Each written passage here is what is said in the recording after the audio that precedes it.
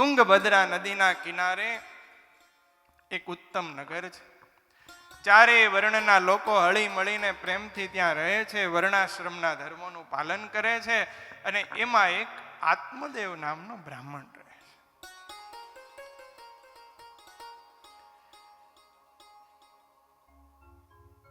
ગાયત્રી સંધ્યા આખી ત્રિકાળ સંધ્યા આદિ પોતાની નિત્ય ક્રિયા કરે છે. એ આત્મદેવને એક પત્ની છે, એમનું નામ છે ધૂંધલી. અને ધૂંધલી કેવી છે? લોક વાર્તારતા ક્રૂરા પ્રાયશો બહુજલ પિકા. લોક વાર્તા રતા પ્રિયા. ગ્રામ્ય વાર્તા સાંભળવાને એમાં એવો રસ આવે છે, એવી આનંદ આવે છે. ભગવાનની વાત સાંભળવામાં કંટાળો અને ગ્રામ્ય વાત સાંભળવામાં આપણને એવું જ છે. સ્વામિનારાયણ ભગવાન પ્રાગજી પુરાણી પાસે કથા કરાવતા હોય ને થોડી કથા લાંબી ચાલે એટલે હરિભક્તોને બગાસા શરૂ થાય. ઝોલા ખાવાના શરૂ કરે એટલે મહારાજ કહે, ભક્તો એ આટલી સરસ કથા થાય છે ને તમે ઝોલા ખાવ છો? એટલે હરિભક્તો કે મહારાજ આ ભટજી પોથી ખોલે ને એમાંથી નીંદર નીકળે છે. બાકી જો અમને એમને બેસવા દો અને અમને એમને વાતો કરવા દો, રાતો રાત ખેંચી લઈએ. ઘણી વાર તો ગપ્પા મારવા બેઠા હોય ને તારીખનું પાનું બદલી જાય તોય ખબર ના પડે.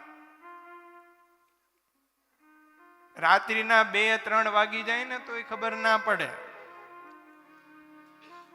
અને એમાંય પાછળના વિભાગને તો કહેવાય જ નહીં. આ દુનિયાનું સૌથી મોટો આશ્ચર્ય હોય તો એ છે 5 મહિલાઓ એકદમ શાંતિથી બેઠી હતી, મૌન. પણ એક જગ્યાએ થયું ઈશ્વરભાઈ આવું. 10 મહિલાઓ બેઠા હતા ને એકદમ શાંતિથી નોર્મલ, કીપ સાયલન્ટ. એટલે ભાઈએ જઈને પૂછ્યું કે આટલી બધી શાંતિ, મૌન વ્રત છે કે હું ધ્યાન કરો છો? તો કે બધી હાજર છે, વાત કોની કરવી? લોક વાર્તા રતા પ્રિયા એવી ધૂંધલી લોકોની ગ્રામ્ય વાતો સાંભળવામાં મજા આવે, ભગવાનની વાત સાંભળવામાં આળસુ.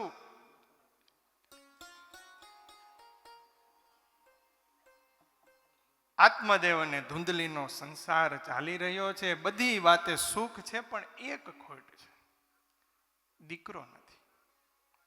અને ગ્રહસ્થને બીજા ગમે એટલા સુખ હોય પણ જ્યાં સુધી પુત્રની પ્રાપ્તિ, સંતાન ના હોય ત્યાં સુધી એને સુખ ના આવે. અને આત્મદેવના ભાગ્ય તો એટલા બધા નબળા છે,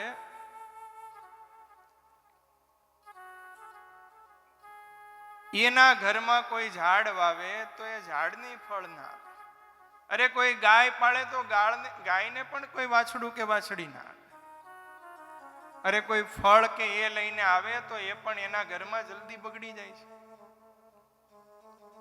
સૂતજી મહારાજ કહે આવી રીતે એ આત્મદેવ અને ધૂંધલી એમનો સંસાર છે ચાલી રહ્યો છે. એક દિવસ પુત્ર નથી, એના દુઃખમાં દુખિત આત્મદેવ છે. સંસારની વ્યથાથી ત્રસ્ત થઈ અને તળાવના પાળે જઈને બેઠો છે. વિચાર કરે છે કે આવા સંસારી જીવન જીવવા કરતા તો મરી જવું સારું. મરવાના આશયથી તળાવના કાંઠે જઈને બેઠો છે. એ જ વખતે એક સંત મહાત્મા ત્યાંથી પસાર થાય છે. આત્મદેવને ઉદાસ જોઈ સાધુ મહાત્મા પાસે આવ્યા, પૂછ્યું ભાઈ કેમ ઉદાસ છો? કથમ રોદિસી વિપ્રત્વમ કાતે ચિંતા બલીયસી વદત્વમ સત્વરમ મહ્યમ સ્વસ્ય દુઃખસ્ય કારણમ. હે વિપ્ર, તું શા માટે ઉદાસ છો? જલ્દીથી તારા દુઃખનું કારણ મને બતાવ. એ વખતે આત્મદેવે હાથ જોડીને કહ્યું છે, મહાત્માજી, સંતાન માટે હું એટલો દુઃખી છું, મને બધું સૂનું સૂનું લાગે છે. અહીંયા પ્રાણ ત્યાગ કરવા માટે આવ્યો છું. આ દુનિયામાં સંસાર સંતાનહીન જીવનને ધિક્કાર છે. એ ઘરને ધિકાર છે, કુળ અને ધનને ધિકાર છે જે સંતાનહીન હોય. પોતાના દુઃખનું કારણ બતાવ્યું છે ને એ વખતે સાધુ મહાત્માને દયા આવી, સમજાવ્યા છે કે ભાઈ તું સંતાન પ્રાપ્તિના મોહમાં અગ્ન બની અને રડે છે, દુઃખી છે, પણ એટલું તો વિચારીને જો કે જેની પાસે દીકરા છે એ સુખી છે, અને એટલું તો વિચાર કર, કદાચ તારે દીકરો નથી તો તું દુઃખી છો, થોડો સમય દુઃખ રહેશે, પણ એની સામે તો જો કે જેને દીકરા છે ને એને કેટલું સુખ આપ્યું છે. સગર મહારાજાની કથા આવે છે, 60,000 દીકરા હતા પણ એકય દીકરાએ એના પિતાને સુખ નથી આપ્યું. મહાત્મા અંગ થયા, એનો દીકરો થયો વેન, પૂરો નાસ્તિક, એને પણ પિતાને સુખ નથી આપ્યું. અરે ઉગ્રસેન મહારાજાને ત્યાં પાપી દુરાચારી કંસ થયો, એને પણ પુત્રનું સુખ નથી આપ્યું. મહાત્માજી છે સમજાવવાનો પ્રયાસ કરે, પણ આત્મદેહે કહ્યું, અરે પંડિતજી तुम बाबा वैरागी, हमारे संसारी का सुख क्या समझो? अरे जब छोटे छोटे बच्चे गोद में खेलते हैं तो मानो कान में रसगुल्ले आते हैं.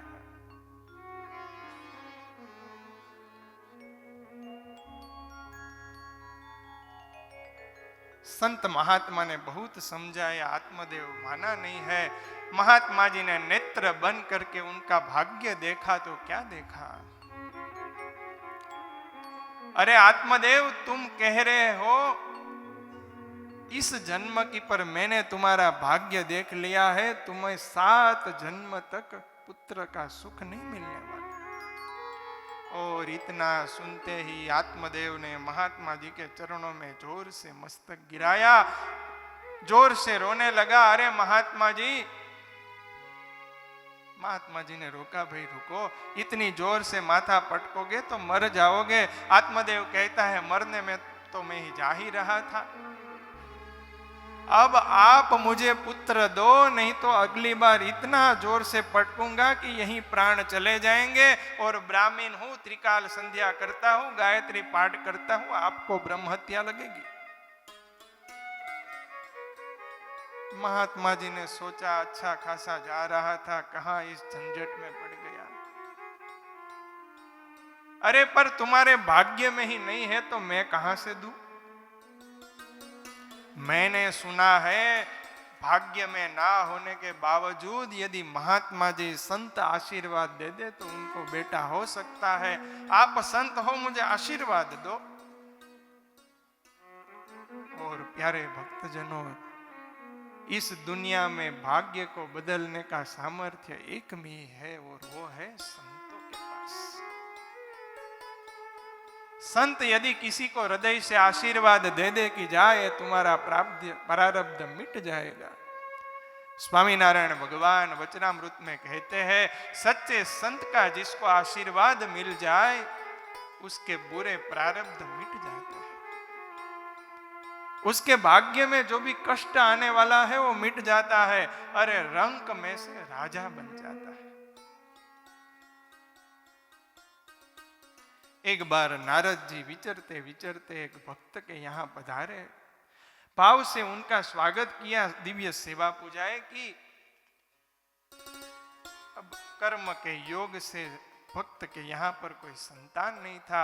भक्त ने नारद जी को प्रार्थना करी, प्रभु आप पधारे हैं, गुरुवर आशीर्वाद दीजिए, कुछ बेटा हो जाए. नारद जी बोले, यहां से सीधे वैकुंठ लोग जा रहे हैं, भगवान को पूछ के बताएंगे कि कब बेटा होगा. नारद जी गए भगवान के पास वैकुंठ में, भगवान को प्रश्न किया, प्रभु ये भक्त है, उनको बेटा नहीं है तो बेटा कब होगा?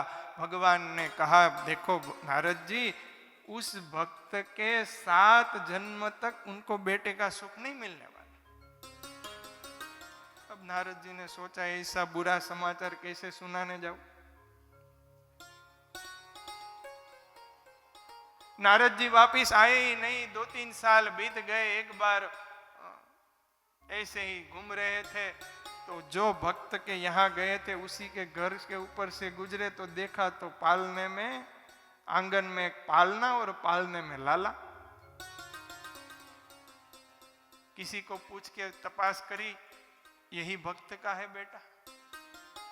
तुरंत गुस्सा आ गया, भगवान को बोल रहे थे 7 जन्म तक लाला नहीं होने वाला और ये 3 साल में कैसे हो गए। गए भगवान के पास और जैसे ही भगवान के पास पहुंचे भगवान भी समझ गए नारद जी आ रहे हैं, गुस्से में है। अब भगवान भी लीलाधर है। जैसे ही नारद जी पहुंचे भगवान तो गादी पर सो गए। नारद जी पेट दर्द बहुत हो रहा है, कोई दवाई कोई औषध, एक ही औषध है कि कोई भक्त अपना कलेजा, ताजा कलेजा निकाल के दे, उसका रस निकाल के हम पिए तो ही अच्छा हो सकता। नारद जी बोले पृथ्वी लोक में कई भक्त है, अभी ढूंढ के लेके आता।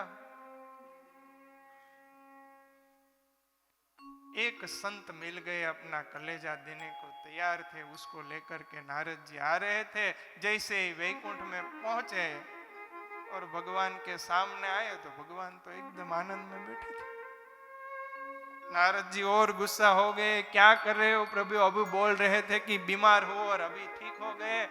तभी भगवान बोले देखो नारद जी, तुम जिस महात्मा को यहां लेकर के आए हो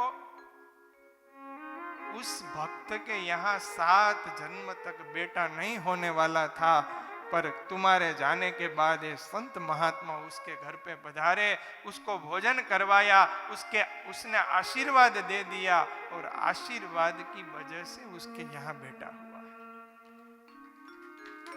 और नारद जी सुन लो, जो महात्मा अपना कलेजा दे सके ना वो बेटे भी दे सकता है। ये श्रीमद् भागवत की कथा बताती है। एक तो ये आत्मदेव को संत ने आशीर्वाद दे के बेटा दिया और दूसरे चित्रकेतु राजा, उनको भी 1 करोड़ स्त्री होने के बावजूद बेटा नहीं था। नारद जी और अंगिरस मुनि के आशीर्वाद से बेटा प्राप्त हुआ।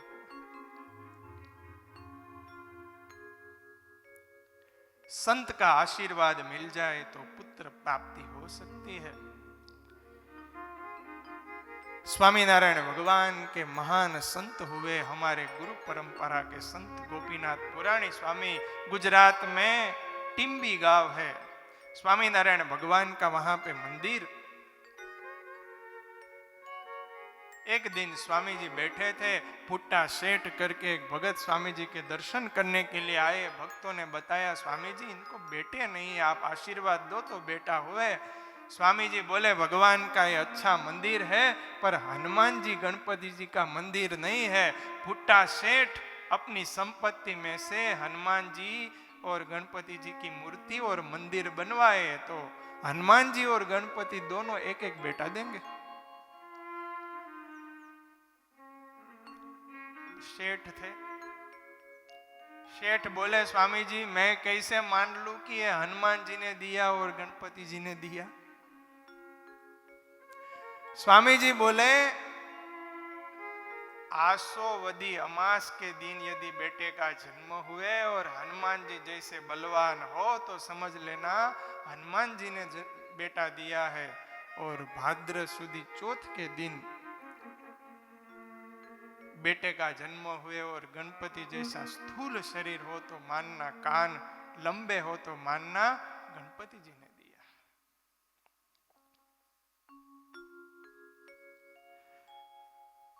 संत महात्मा के हृदय में दया आ गई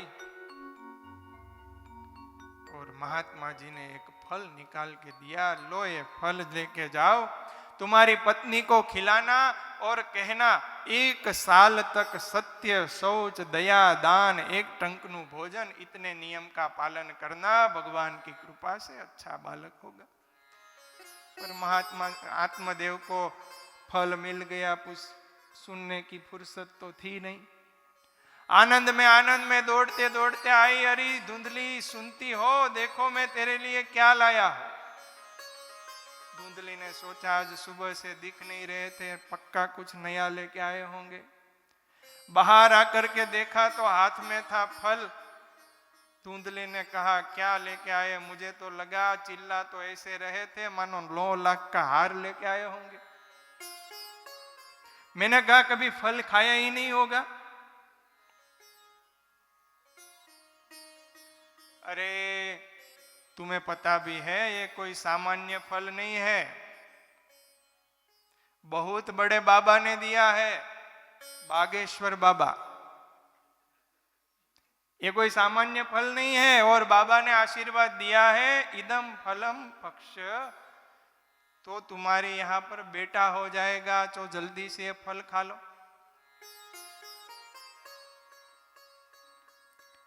धुंधली ने सोचा नक्की मेरे ऊपर कुछ जादू टोना करने वाले हैं, इसे ही नहीं खाऊंगी। अब समझाना तो उनको आता ही है। सो आत्मदेव को समझा दिया, देखो अभी मैं नहाई धोई नहीं हूं, पहले नहाऊंगी, फिर अच्छे वस्त्र पहन के भगवान की पूजा करूंगी, फिर भगवान को भोग लगाऊंगी, बाद में फल खाऊंगी, तो ही तो हमारे यहाँ अच्छा बेटा होगा। आत्मदेव समझ गए खा लेंगी, इतना बताकर आत्मदेव तो वहां से चले गए। अब धुंधली सोच रही थी फल खाऊं कि ना खाऊं, इतने में आ गई उनकी सखी। अरे धुंधली क्या सोच रही हो? अरे देखो ना तुम्हारे हमारे पतिदेव न जाने कहां से फल लेके आए, बोल रहे हैं बहुत बड़े बाबा ने दिया है और ये खाने से फल बेटा हो जाएगा। अब तुमने कभी ऐसा देखा है फल खाने से बेटा हो जाए? अरे तुम्हें संत महात्मा के वचन पर भरोसा नहीं है, साधु यदि आशीर्वाद दे दे तो हो सकता है। चलो मेरा बेटा हो भी गया, पर मैंने ऐसा सुना है कि जो गर्भवती स्त्री होती है वो ज्यादा भाग नहीं सकती, ज्यादा दौड़ नहीं सकती। अरे तो तुमको कहां रोड में दौड़ की स्पर्धा में भाग लेना है, हिस्सा लेना है? तुम्हें कहां भाग के जाना है? पर यदि मैं गर्भवती हुई और गांव में कभी किसी की धाड़ पड़ गई तो भागना तो पड़ेगा। और मैंने तो ऐसा भी सुना है कि गर्भवती स्त्री ज्यादा खा भी नहीं सकती, और ज्यादा खा नहीं सकती तो फिर मेरे में अशक्ति आ जाएगी। गर्भवती होने के बाद चौपाटी जा नहीं सकती और पानी पूरी खा नहीं सकती। चौपाटी जा नहीं सकते और पानी पूरी खा नहीं सकते। अरे ऐसा कुछ नहीं होता, तुम खा लो। अरे पर मैं खा लूंगी तो फिर काम नहीं कर पाऊंगी, अशक्ति आएगी, तो घर का कामकाज कौन करेगा? अरे तुम्हारी ननंद है ना, उसको बुला लेना। अरे मेरी ननंद है वो 1 नंबर की चोर है, जब भी आती है कुछ ना कुछ चोर के जाती है। कई कुतर्क किए, फल नहीं खाया। उतने में उसकी देन आ गई, उसकी बहन आ गई। अपनी बहन धुंधली के हाथ में फल देखा, उसने भी वही कहा कि क्या है? तो बोले फल है, बाबा ने दिया है। अरे तो खाई ले। अरे खावाથી આટલી બધી પીડા થશે, આ થશે ને મેં તો સાંભળ્યું છે કે સુખદેવજી મહારાજ એની માતાના ગર્ભમાં 16 વર્ષ રહ્યા। હવે 16 વર્ષ સુધી ગર્ભને ધારણ કરી રાખો, ના ના ઓ મારે નથી ખાવું। તો એક કામ કર, આ જે ફળ છે એ તું ગાયને ખવડાવી દે। તારી જે ગાય છે એને કઈ વાછરડા થતા નથી, જો મહાત્માજીના આશીર્વાદ હશે તો એને પુત્ર થશે, પણ મારા પતિદેવ પુત્ર માગશે ત્યારે જો હું ગર્ભવતી છું અને અમારે બાળકો જાજા છે, આ વખતેનું જે બાળક છે એ હું તમને આપી દઈશ અને એના બદલામાં તું અમને ધન આપજે। બંને નક્કી કર્યું છે। સમયાંતરે ધુંધલીને ત્યાં બાળકનો જન્મ થયો। આત્મદેવને અતિ આનંદ થયો છે, આનંદ ઉત્સવ કર્યો, નામકરણ કરવાનું થયું એટલે આત્મદેવે કહ્યું મારું નામ આત્મદેવ, તો દીકરાનું નામ પરમાત્મદેવ।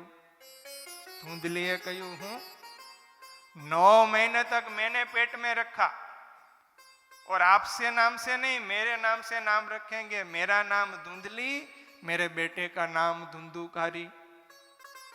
आत्मदेव बोले कोई बात नहीं, तुम बोलो वैसा नाम रखते हैं। सूत जी महाराज कहते हैं हे शौनकादिक मुनियों, 3 महीना व्यतीत होने के बाद जो गाय को फल खिलाया था उसको भी बेटे गर्भ में से बालक का जन्म हुआ। गाय के जैसे कान होने के बावजूद उस बेटे का नाम रखा गोकर्ण जी। क्या रखा? अब दोनों बेटे बड़े हो रहे हैं, पर विपरीतता ये हुई, गोकर्ण पंडितो ज्ञानी धुंधुकारी महाकलह। गोकर्ण जी महाराज महापंडित विज्ञान ज्ञानी हुए और धुंधुकारी महाकलह। खल किसको कहते हैं? खाવું પીવું, અને લ બોલે તો લડવું ઝઘડવું. જે ખાવા પીવામાં ને લડવા ઝઘડવામાં જ મસ્ત રહે એને શું કહેવાય? ખલ.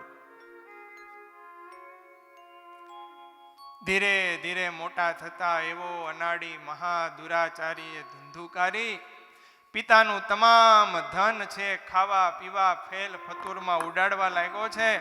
આત્મદેવ રોકે ટોકે પણ લડવા માંડવા માટે તૈયાર થઈ જાય. આત્મદેવ માથું પકડીને રડે છે. ક્વ તિષ્ઠામિ ક્વ ગચ્છામિ કો મે દુઃખમ વ્યપોહયેત પ્રાણાસ્ત્યજામિ દુઃખે ન હા કષ્ટમ મમ સંસ્થિત. ક્યાં જવું મારે? હે વિધાતા, કેવો દીકરો દીધો છે. એ આના કરતા તો મરી જવું સારું. સૂતજી મહારાજ કહે છે આજ સંસારીની દુર્દશા છે.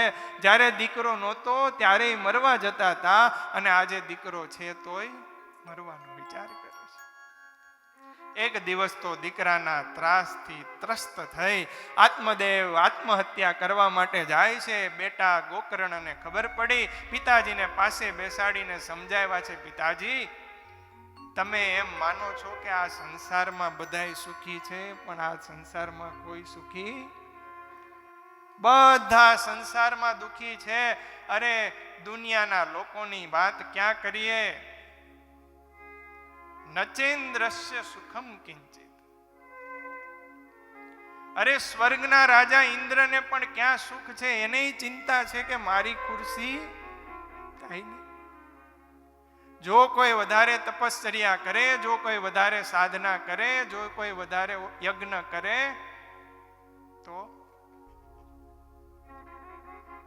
સ્વર્ગના રાજાને ચિંતા થાય મારી ખુરશી. ધનહીન કહે ધનવાન સુખી, ધનવાન કહે સુખ રાજા કો ભારી, રાજા કહે મહારાજા સુખી, મહારાજા કહે સુખ ઇન્દ્ર કો ભારી, ઇન્દ્ર કહે ચતુરાનન કો સુખ, બ્રહ્મા કહે સુખ વિષ્ણુ કો ભારી, પર તુલસીદાસ વિચાર કહે હરિ ભજન બિના સબ લોક દુખારી. જેની પાસે ધન નથી એને એમ થાય કે ધનવાન સુખી, ધનવાન હોય એને એમ થાય કે રાજા સુખી, રાજાને એમ થાય કે મહારાજા સુખી, મહારાજાને એમ થાય કે સ્વર્ગના રાજા સુખી, સ્વર્ગના રાજાને એમ થાય કે ચતુરાનન સુખી, ચતુરાનનને એમ થાય કે આ સુખી. પણ હરિ ભજન બિના સબ લોક દુખારી. અને એટલા માટે તો આપણે ગાઈએ છીએ ને, તારી એક એક પળ જાય લાખની, તું તો માળા રે જપી લે ઘનશ્યામની. તારી એક પળ જાય લાખની, તું તો માળા રે જપી લે ઘનશ્યામની. તારી એક પળ જાય લાખની, તું તો માળા રે જપી લે ઘનશ્યામની. भाव से ताली बजा के गाइए. लाखनी તું માળા રે જપી લે ઘનશ્યામની. ખાલી આવ્યા ખાલી જાશું, સાથે શું લાવ્યા લઈ જાશું. ખાલી આવ્યા ખાલી જાશું, સાથે જીવન ધન્ય રે બનાવો ભક્તિ ભાવથી તું તો માળા રે જપી લે ઘનશ્યામ તારી એક પર જાય લાખની તું તો માળા રે જપી લે ઘનશ્યામની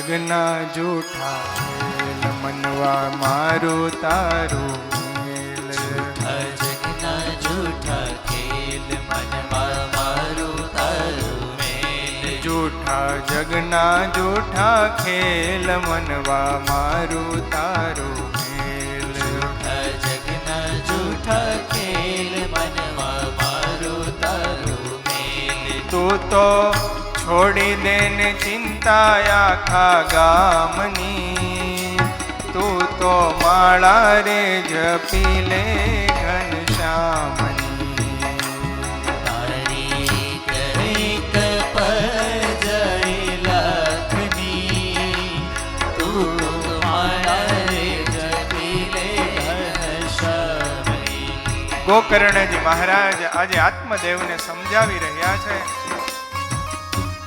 પિતાજી તમને એમ લાગે છે સંસારમાં આ સુખી છે આ સુખી છે આ સુખી છે પણ કેવળ બહારથી સુખી દેખાય છે કોઈ સુખી નથી ગામના સરપંચ હોય એને એમએલએ થવાની ઈચ્છા હોય એમએલએ ને એમપી ને મંત્રી મંત્રીને કેબિનેટ મંત્રીને મુખ્યમંત્રી કે પ્રધાનમંત્રી થવું છે અરે દુનિયાની ગમે એટલી ઊંચાઈ ઉપર બેઠેલો વ્યક્તિ કોઈ સુખી નથી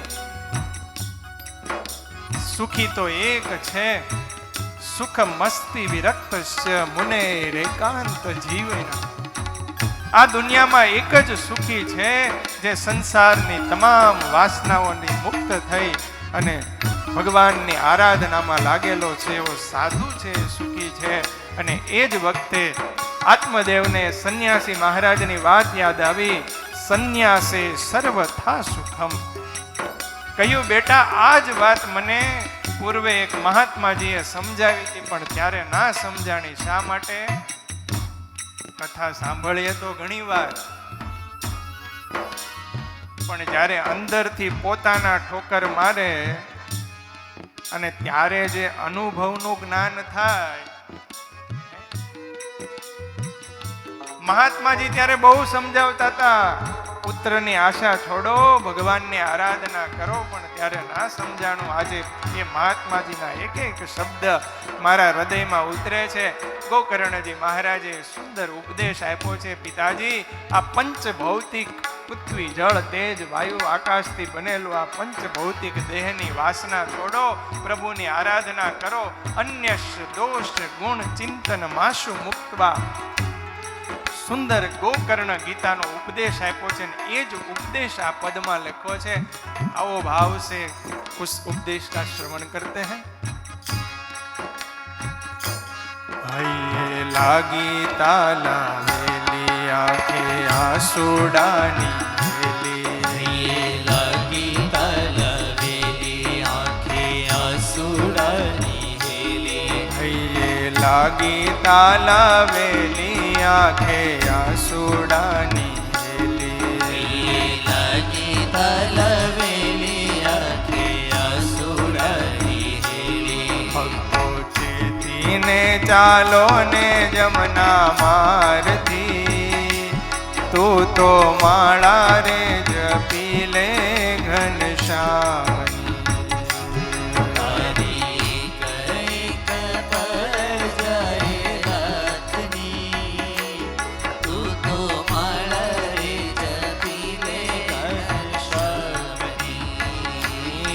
તું તો માળા રે જપી લે ઘનશ્યામની. તું તો માળા રે જપી લે ઘનશ્યામની.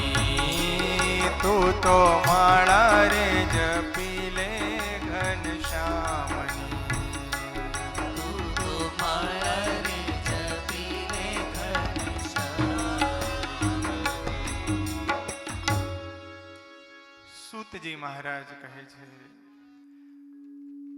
ઉપદેશથી પિતાના અંતરમાં વૈરાગ્ય થયો.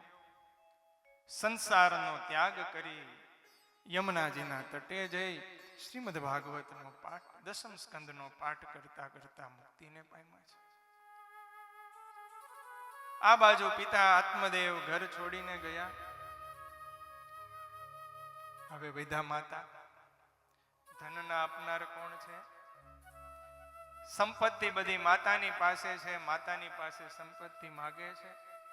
પાછળનો સ્પીકર બંધ થઈ ગયો.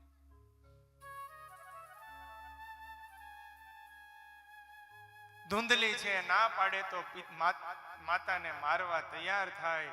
એક વખત પુત્રના ત્રાસથી ત્રસ્ત થઈ રાત્રિના સમયે કૂવામાં પડી અને ધૂંધલીએ પણ આત્મહત્યા કરી છે. ગોકર્ણજી મહારાજને થયું હવે મારો વારો છે. તીર્થયાત્રાનો મિશ લઈ ગોકર્ણજી મહારાજ તીર્થયાત્રાએ નીકળી ગયા છે.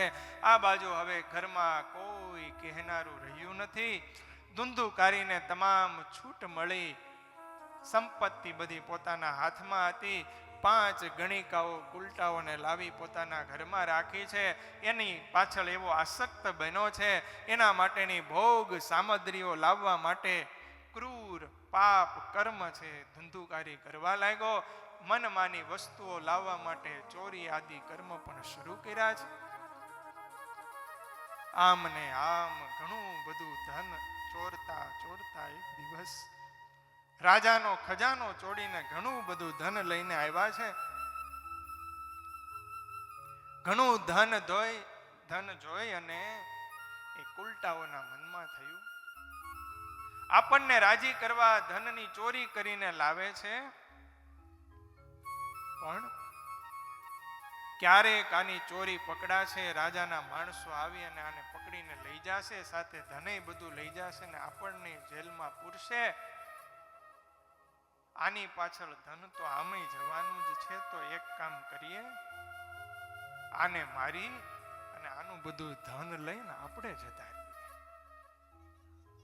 જે વ્યક્તિ પોતાનું પોષણ કરે છે એને જ મારવા સંસાર તૈયાર થાય છે. આ સંસારની દુર્દશા છે. એક દિવસ રાત્રિના સમયે ધુંધુકારી સૂતો છે.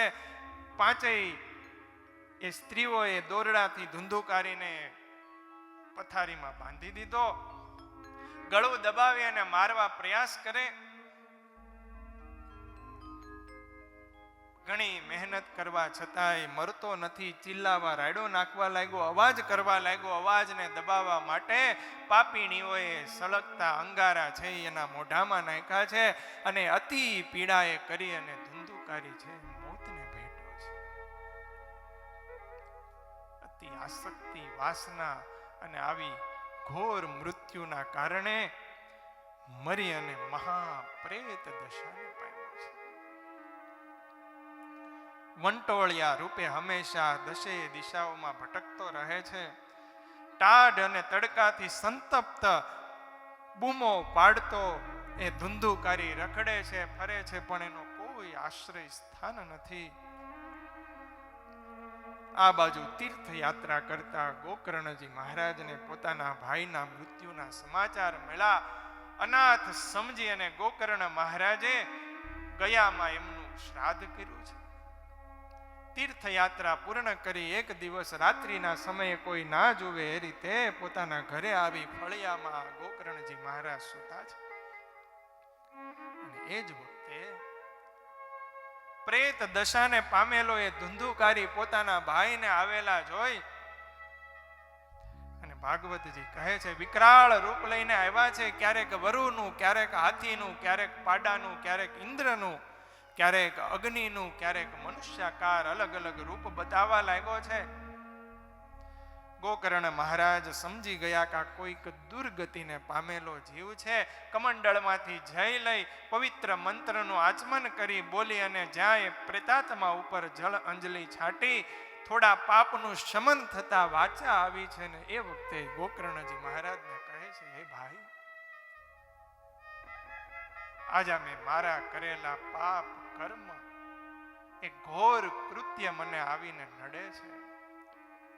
એ અનાચાર, અનીતિ, પાપ કર્યું છે ને એ બધું આજે નડે છે. આજે મારી દુર્દશા તો જો, મને ક્યાંય સુખ નથી. અને વાલા ભક્તજનો, એટલા માટે પૂજ્ય ગુરુ મહારાજ બહુ સરસ કહે, હસતા હસતા કરેલા કર્મ છે ને એના ફળ રોતા રોતા ભોગવવા પડશે. ભગવાને આપણને કર્મ કરવાની છૂટ આપી, એનો મતલબ એમ નથી કે ગમે તેવા કર્મ કરીએ. અને ગીતાજી કહે છે, અવશ્યમેવ ભોક્તવ્યમ, કર્મનું ફળ અવશ્ય ભોગવવું પડશે.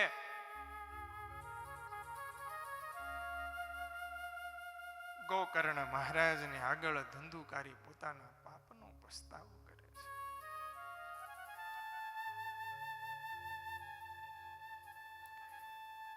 આ પ્રેત યોનિમાંથી છૂટવાનો કંઈક ઉપાય કરો.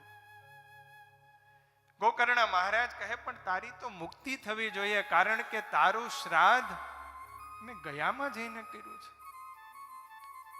અને એ વખતે ધંધુકારી કહે છે, ગયા શ્રાદ્ધ શ્રતે નાપી મુક્તિર મેન ભવિષ્ય. જે સામાન્ય પાપી હોય એના પાપનું શમન એ ગયામાં શ્રાદ્ધ કરવાથી થાય. હું તો મહાપાપી છું. કદાચ 100 શ્રાદ્ધ કરશો ને તો પણ મારી મુક્તિ નહીં થાય. મારા મુક્તિને માટે કંઈક બીજું કંઈક ગોતો, બીજો કંઈક ઉપાય કરો. ગોકર્ણ મહારાજ ઉપાય વિચારે છે. હાથ જોડીને કહ્યું છે, ભાઈ, હું ઉપાય છે વિચારી રહ્યો છું. અત્યારે તો આપ પોતાના સ્થાને જાઓ, જ્યારે ઉપાય હાથમાં આવશે ત્યારે બોલાવીશ, ત્યારે આવજો. અને વાત એ સાચી. ગમે એવો સારો જીવ હોય, ગમે એવું સારું જેની સાથે બનતું હોય, અરે અતિ આત્મીયતા હોય, પણ જ્યાં સુધી જીવતો હોય ત્યાં સુધી સારો લાગે. મર્યા પછી સામે આવે તો બોલો પ્રેમ સે જય શ્રી કૃષ્ણ. અતિ આમ એક થાળીએ બેસીને જમતા હોય, પણ મર્યા પછી બીક તો લાગે. આમ તો એક ભાઈ રાત્રિના 2 વાગે આમ નીકળ્યા હશે ને 4 રસ્તે ચોક ઉપર એક મહિલા ઉભા હતા. ભાઈને દયા આવી. રાત્રે 2 વાગે મહિલાની પાસે ગાડી ઊભી રાખી અને કીધું, બેન, તમને રાત્રે અત્યારે આમ એકલા બીક નથી લાગતી? બેન કે, જીવતી હતી ત્યારે લાગતી હતી, હવે નથી લાગતી. પછી તો ભાઈને હોસ્પિટલમાં દાખલ કરવા પડ્યા અને એની ચોયણી ડ્રાય ક્લિનિંગમાં મોકલવી પડી. જીવતા હોય ત્યાં સુધી સારું લાગે, મર્યા પછી. ગોકર્ણજી મહારાજે કહ્યું છે, અત્યારે આપ જાઓ, સારો કોઈ ઉપાય ગોતીને તમને બોલાવીશું. આ બાજુ આખી રાત્રિ વિચાર કરે છે, કોઈ સારો ઉપાય હાથમાં આવતો નથી. ઘણા બધા વિદ્વાનો પંડિતોની સાથે ચર્ચા કરી, પણ ઉપાય કોઈ બતાવી શકતું નથી.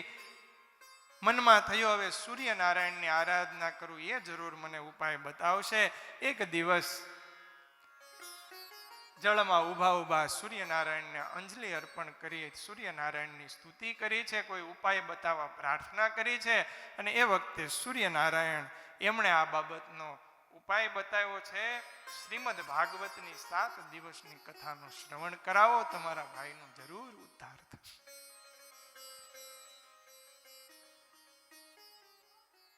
સૂર્યનારાયણ દ્વારા જે ઉપાય પ્રાપ્ત થયો છે, ગોકર્ણજી મહારાજે સુંદર કથાની બધી તૈયારીઓ કરી છે. એ વખતે તો ક્યાં આવી બધી વ્યાસાસન, આટલી વ્યવસ્થાઓ, આટલી ખુરશી બધું હશે. જે કાંઈ યથાયોગ્ય થઈ શકે બધી તૈયારીઓ થઈ છે. સારા ગામમાં બધાને આમંત્રણ અપાયા છે.